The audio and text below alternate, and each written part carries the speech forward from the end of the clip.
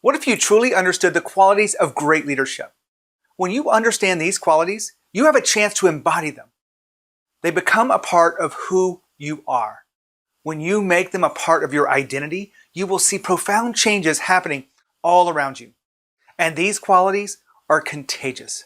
Make sure you keep tuned in to the end because we're going to share with you a special campaign where we're giving away $1,000 to the heroes on the front line of today's challenging times. Whether it be through coronavirus or Black Lives Matter, we want to look at those people that are the heroes. Details after the content, so if you want to go right to the end, you can do that now. Before I take you through the qualities of great leadership, let's look at what's going on right now. We're living in a very difficult time. 2020 has been an amazing year, not in a growth sense, but in a chance to really connect with who we are. The challenges that we have faced as a community, individuals, within families, and across the world. We've never seen times like this before. In fact, in my short time of working in the business world, probably 25 years, I've never seen anything like what we're facing today. We have to be prepared as leaders to connect with these messages. We have COVID that has, caused us to think differently about the way we work and about the way we engage with each other. We have Black Lives Matter, which is put on the forefront these conversations about social injustice and about who we are and what we believe and our biases. We also have economic uncertainty that has really caused us to challenge some of the thoughts we had around our money and our savings and what we do as we move forward as individuals, within families, and within our organizations. All of these challenging things, plus many, many more, have caused us to really think about who we are as leaders. But let me back up for a second. I had a chance to sit down with some amazing leaders, and I asked them this question: what traits do you admire in the best leaders that you have had in your professional life? Maybe you can think about some of those traits right now. Those traits are the keys to you understanding who you want to be as a leader yourself. We're going to look at some of those today in this video. In fact, we're going to go through the 6 qualities of great leadership. You ready? Here we go. Confidence. Confidence and leadership go hand in hand. In fact, it's impossible to be a great leader without a high degree of confidence. And the best leaders know how to spark confidence in others. In today's world of social injustice, we must have the confidence to lead others beyond their insecurities. Confidence is something that you actually have to work on. It doesn't come naturally for all of us. In fact, even if it does come naturally, I would challenge you to think about how you could push it to the next level. The reason I say you must push it to the next level is because every new initiative and every purpose-driven project that you work on should call on you to be more of yourself, to push the limits of where you are, so you can serve people to a higher level, so that you can inspire others to follow you. And to really be the leader that your team deserves, you've got to have confidence. Confidence is something that you can build. One of the things I've seen working with leaders is confidence is very intentional. You think about showing up in a way that aligns with the confident person you aspire to be.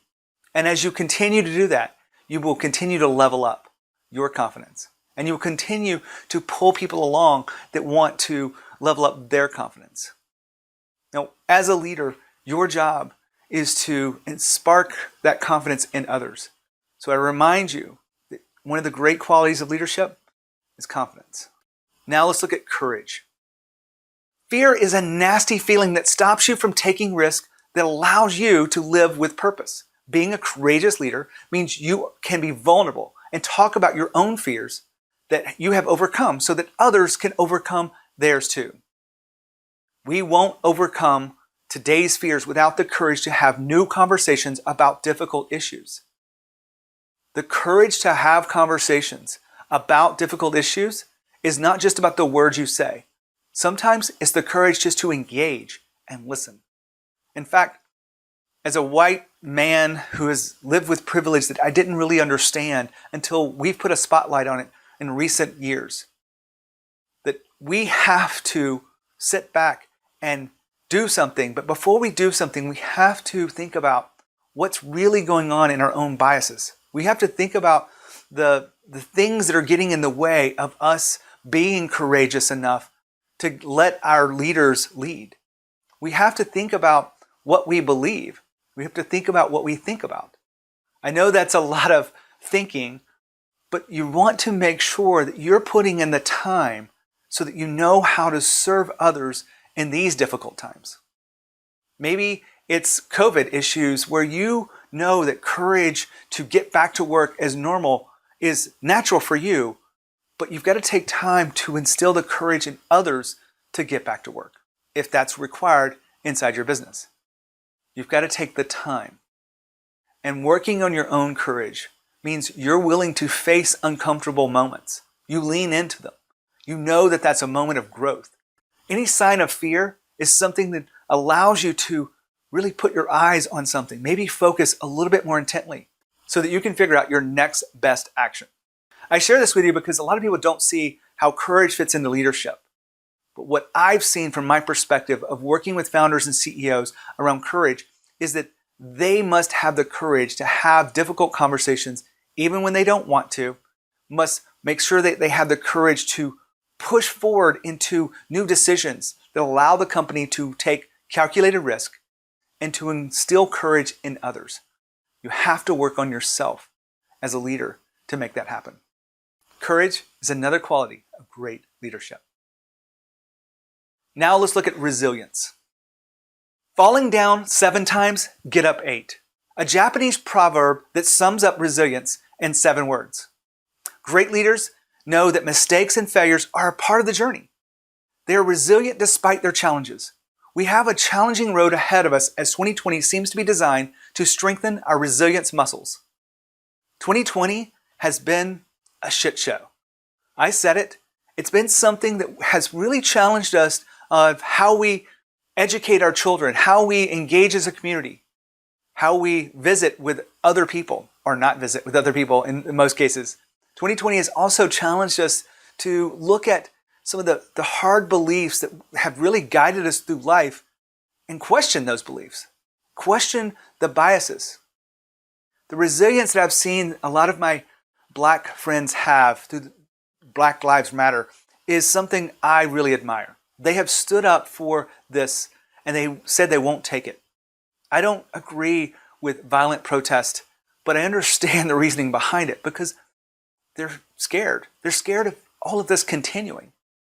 I know, saying this as a white man, I have never walked in their shoes, but I have the resilience to understand that we have to look at these mistakes and look at the challenges that we're facing and get back up. That's really important. And I urge you leaders to think about how you're being resilient through all these tough times. These things are not happening to you, they're happening for you so that you can rise up and that you can encourage others to rise up. Resilience is a part of that journey. Another important quality of great leaders is resilience. Now, empathy. Leadership is not about the work, it's about the relationship.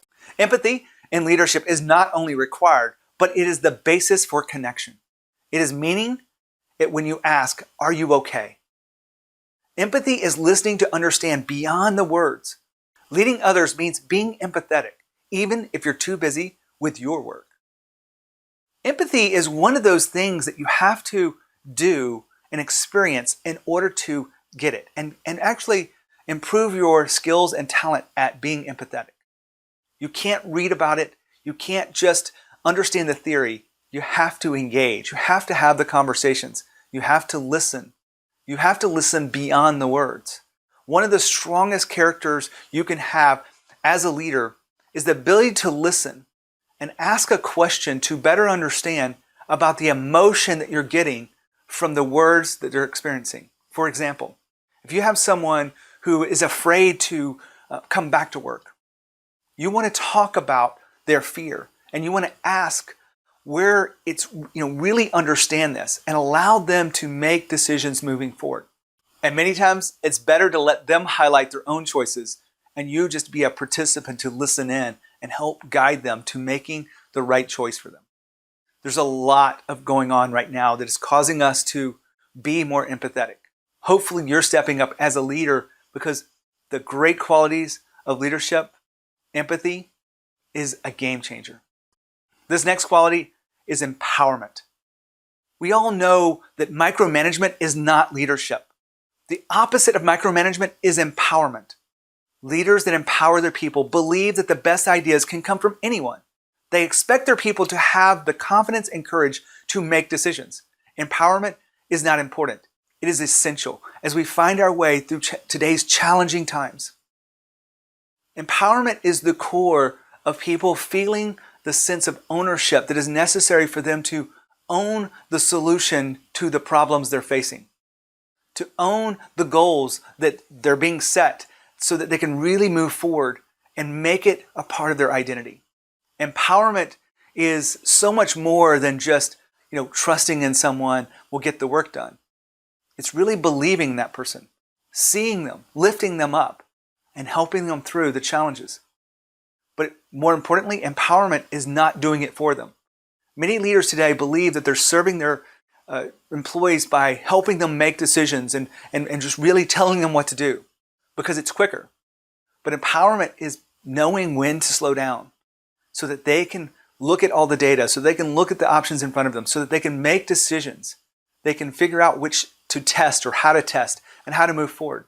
I often hear leaders say, one of the things that they really want their employees to do is not just bring them problems, but to bring them solutions. And I urge you to go beyond that. Encourage them to bring you problems with solutions. Also, the thinking that has gotten them to the solutions, like show your work, if you will, in school. But also, how could you test this to determine what's the right step forward? What is the data behind this telling us?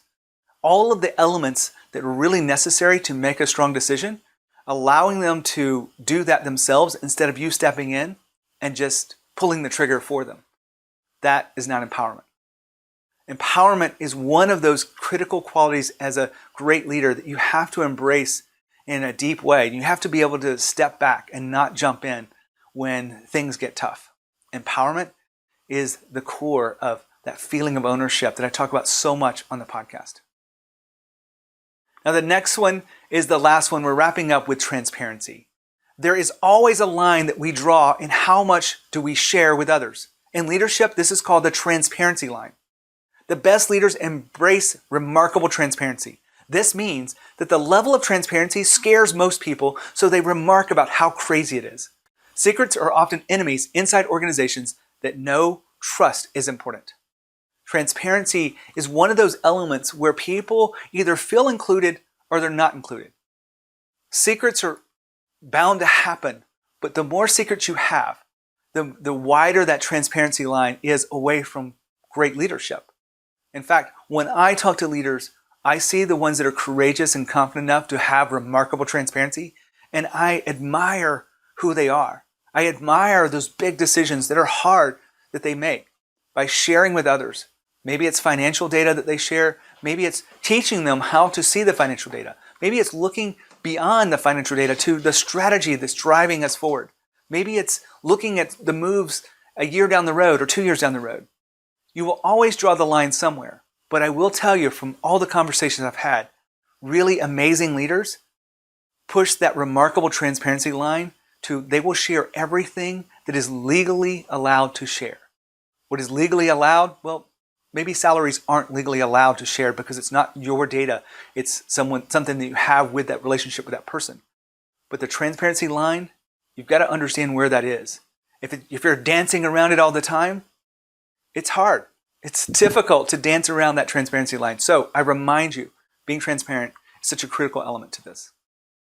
I come to you today to share all of these qualities because we're running a special kind of campaign here.